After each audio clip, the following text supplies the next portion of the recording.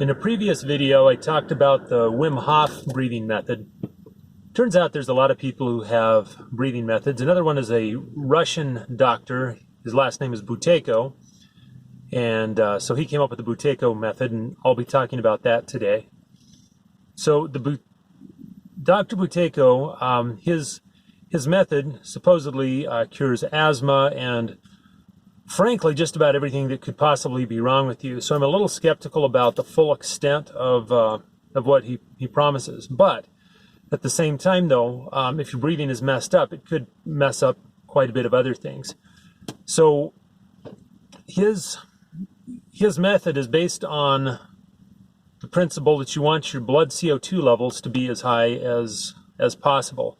There's a couple of reasons for that. One of them is that as your blood CO2 levels rise, your blood becomes more acidic. CO2 is acidic. And so as your blood CO2 levels rise and your blood becomes more acidic, the way the hemoglobin molecule works is the more acidic the environment, the more readily it releases oxygen to the cells.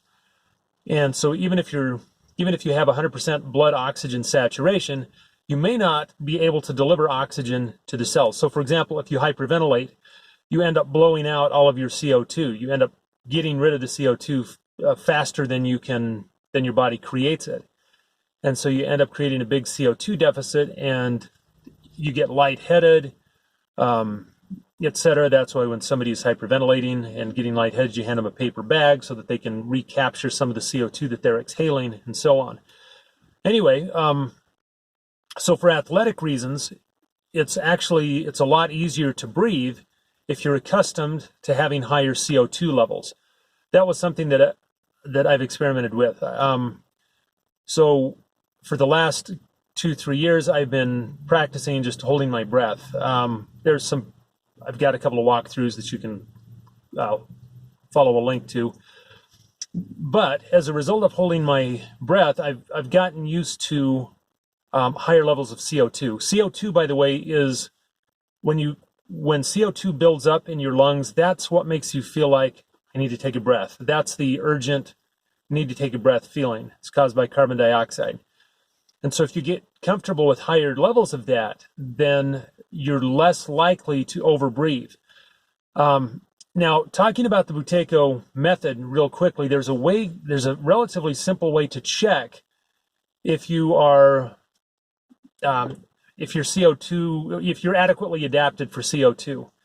Basically what you do, it's fairly simple. You're just going along breathing, and at the end of an exhale, you don't blow air out or anything. It's just a regular exhale. You just don't take your next inhale breath, and you see how long it is before you feel like you need to breathe. You're not trying to go for a breath holding record or anything like that. In fact, when you start breathing again, if you're having to breathe hard to recover, then you went too long. So what you're trying to do is find out how long can you go without having to have a recovery period afterwards. Now, his target is about 40 seconds. And according to the research that he's done 100 years ago, 40 seconds was about the norm. Nowadays, 20 seconds is more the norm. If you get up to 40 seconds, you've kind of got it going on. You're a bit of an athlete. 10 seconds, then if you can only hold your breath for 10 seconds, or if you can only go 10 seconds after an exhale without feeling like you need to breathe again, then you may have problems. And according to him, you'll have problems with your, with everything, with your heart, with your lungs, with your brain, with your reproductive system, everything.